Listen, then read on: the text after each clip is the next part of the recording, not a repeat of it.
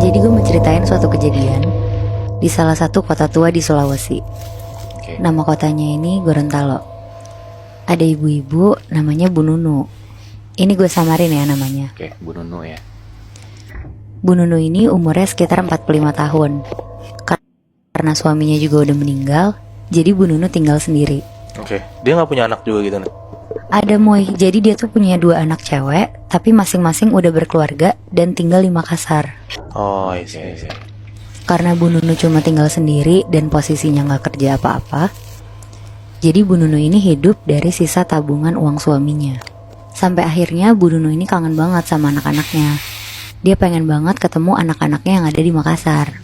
Dia masuk kamarnya, ngitung sisa tabungannya. Ternyata tabungannya juga gak cukup untuk beli tiket pulang pergi. Bu Nunu sedih banget, dia nangis sendirian. Dia ngerasa anak-anaknya udah gak peduli lagi sama dia. Di situ Bu Nunu sempat kepikiran, apa iya dia ngakhirin hidupnya dia aja. Ya Allah. Tiba-tiba ada yang ngetok-ngetok pintu rumahnya. Ternyata itu tetangganya Bu Nunu, namanya Bu Tina. Bu Tina, oke. Ya, Bu Tina kaget ngeliat Bu Nunu matanya bengkak kayak habis nangis. Akhirnya Bu Tina ini nanya ke Bu Nunu, lagi kenapa Bu? Ada yang bisa saya bantu nggak? Sambil menghela nafas, Bu Nunu ini cerita kalau dia tuh lagi kangen banget sama anak-anaknya. Bu Tina ini bilang ke Bu Nunu, Bu, saya ada kenalan, bukan untuk minjemin duit tapi dia tuh bisa bantu ibu untuk ngelihat anak-anak ibu. Tapi ngelihat doang ya Bu, nggak bisa ketemu. Karena di situ Bu Nunu udah ngerasa putus asa, akhirnya Bu Nunu mau untuk ketemu temannya Bu Tina ini. Keesokannya sekitar jam 12 siang, Bu Nunu diajak sama Bu Tina ke rumah temannya Bu Tina ini.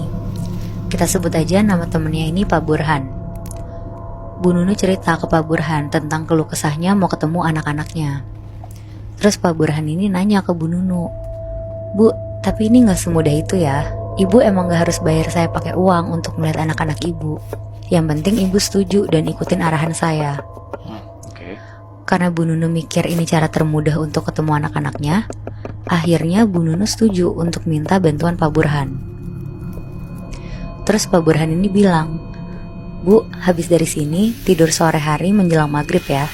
Sama kalau lagi tidur, tolong dikunci ya Bu pintunya. Pokoknya pastiin gak ada yang masuk ke kamar ibu ya.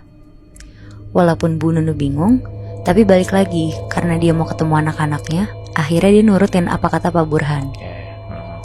Sesampainya di rumah Bu Nunu, pas dia lihat jam, ternyata masih jam 4 sore. Bu Nunu kepikiran untuk langsung tidur sore-sore, masuk kamarnya, ngunci pintu, dan tidur sore-sore. Tiba-tiba Bu Nunu ini kebangun karena dengar suara ketokan pintu kencang banget. Pas dia buka mata, dia lihat jam. Bu Nunu ini kaget karena ternyata udah jam 7 pagi.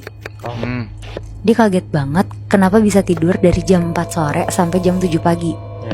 Tapi di sela-sela pikiran bingungnya, sambil jalan, Bu Nunu langsung buka kunci kamarnya dan bukain pintu rumahnya. Pas Bu Nunu bukain, ada tetangga-tetangga Bu Nunu histeris ngomong ke Bu Nunu, Bu, cepetan ikut kita Bu, Bu Tina udah gak ada Bu, ayo Bu. Bu Nunu ini masih kaget kenapa dia bisa tidur selama itu. Tapi pas denger ini dia makin kaget lagi. Akhirnya Bu Nunu ikut warga ke rumah Bu Tina. Pas Bu Nunu sampai, Bu Nunu ini ngeliat Bu Tina meninggal dengan kondisi yang lumayan tragis. Maaf ya, duburnya itu kayak masih ngeluarin darah dan berlubang besar.